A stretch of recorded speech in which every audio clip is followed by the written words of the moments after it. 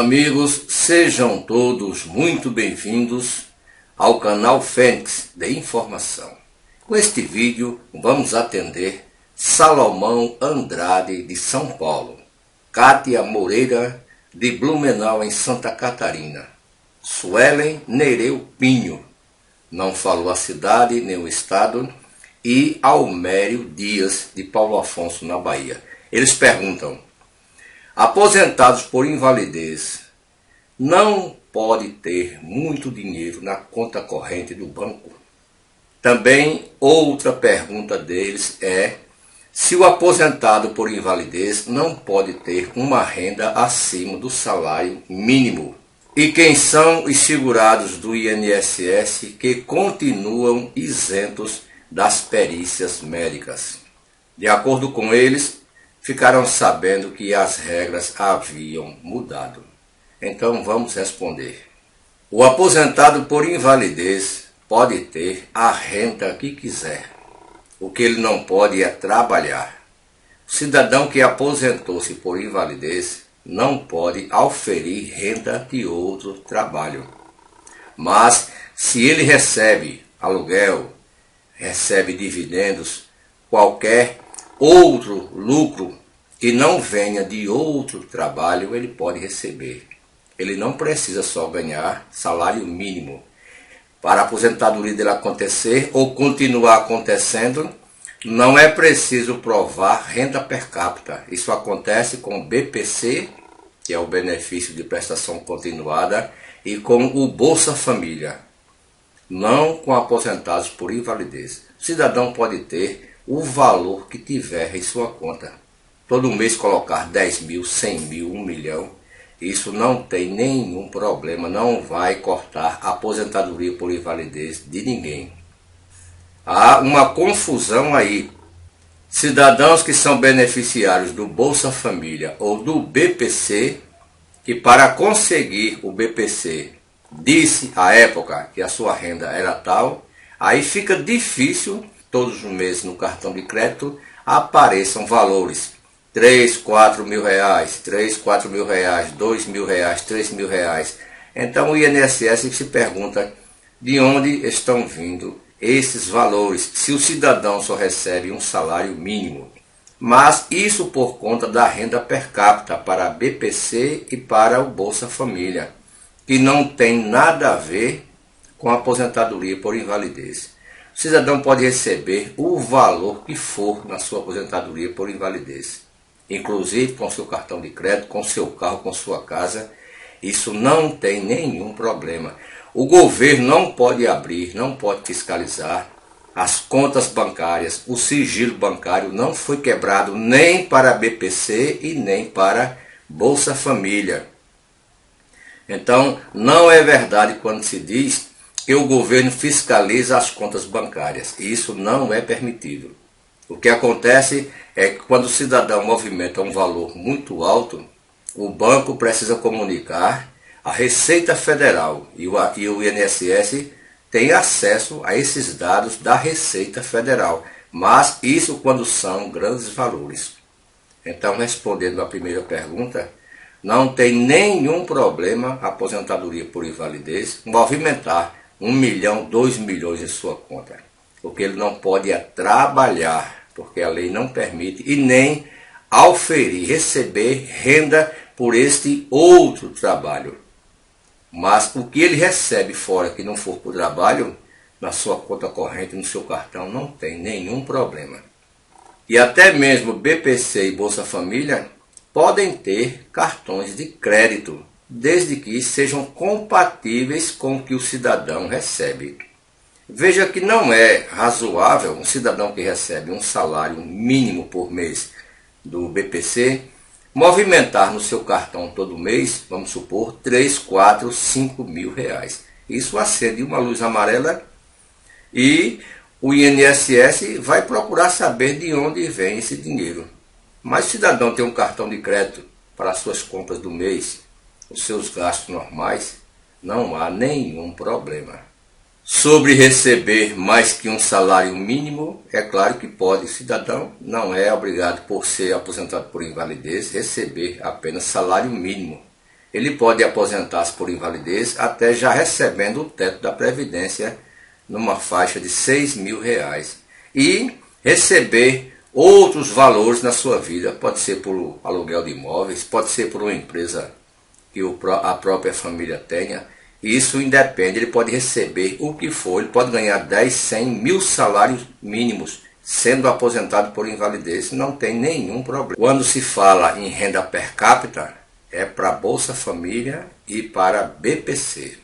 E sobre a última pergunta que eles fazem, se houve mudanças para os isentos do INSS. Quase toda semana a gente responde a essas perguntas. Já fizemos vários vídeos falando sobre isso. Nada mudou, tudo continua como antigamente. Aposentados por invalidez que tenham mais de 60 anos de idade, independentemente do tempo da sua aposentadoria, está isento. Então o cidadão tem 60 anos de idade, aposentou-se faz 2 anos, faz 3 anos, faz 1 ano, ele não será chamado para perícia médica. A isenção é para perícia médica. Outro grupo, aposentados por invalidez, que tenham entre 55 e 59 anos de idade, também estão isentos. Há uma dúvida jurídica se o auxílio-doença, contado com o tempo de aposentadoria, serve como cálculo para isso. Alguns especialistas dizem que o tempo passado do auxílio-doença, somado com a aposentadoria por invalidez, se der 15 anos, estão isentos. Mas para isso não podem ser intercalados.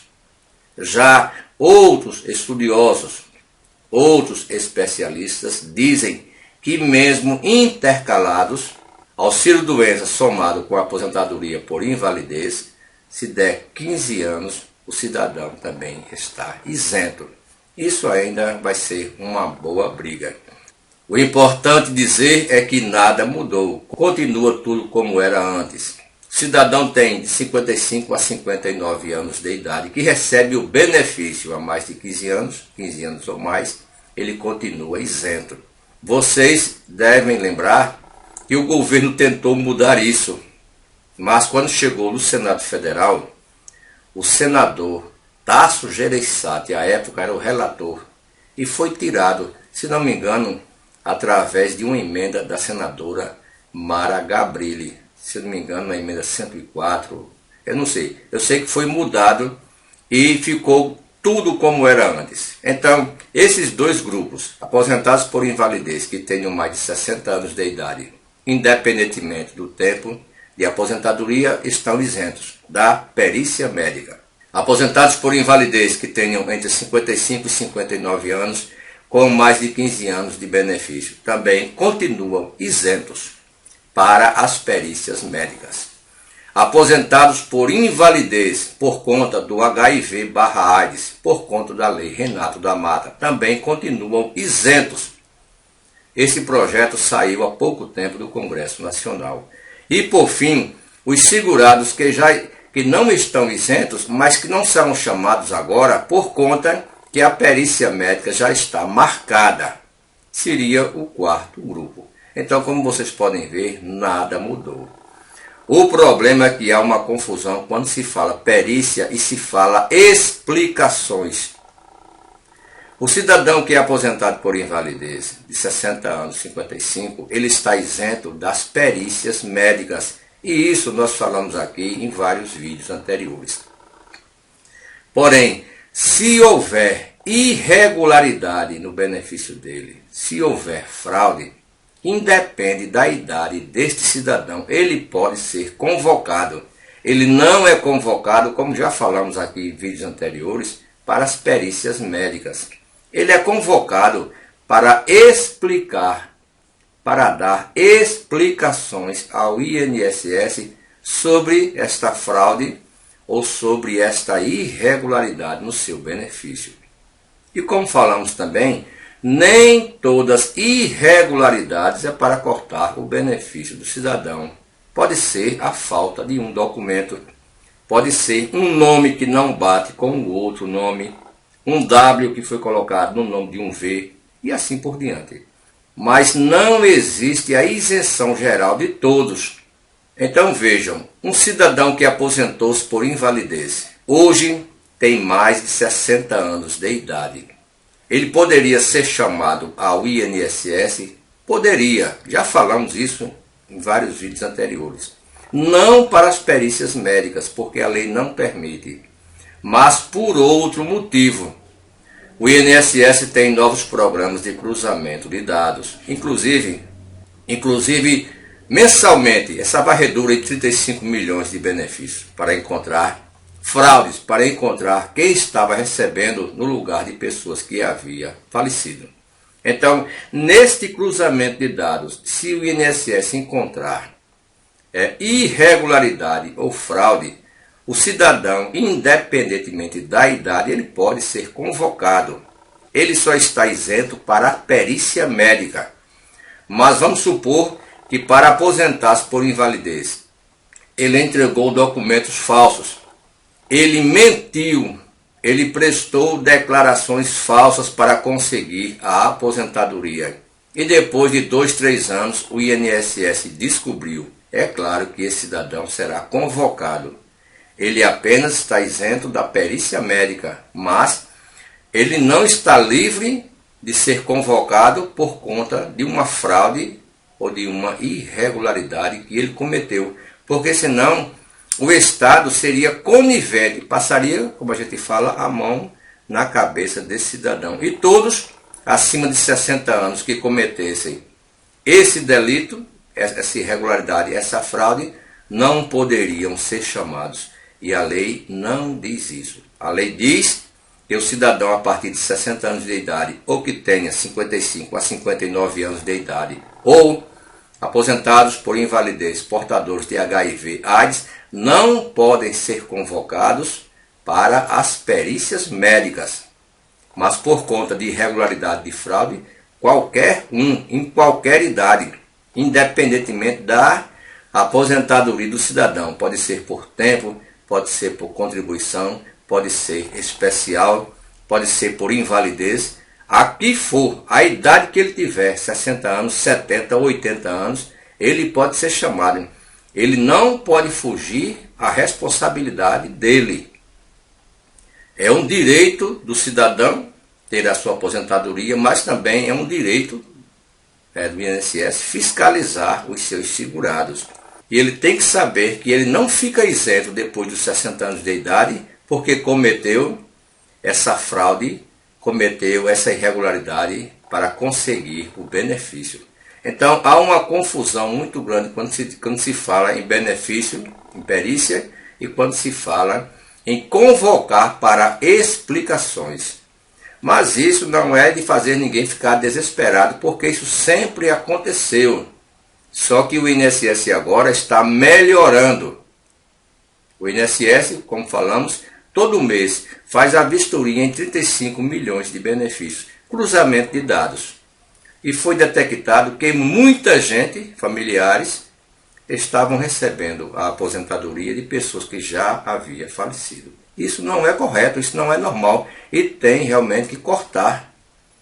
Além de cortar, porque o cidadão já faleceu, a família, quem estava tirando, deve devolver todos os valores, pois, de acordo com o Código Penal, receber dinheiro por quem já faleceu é crime, está tipificado no Código.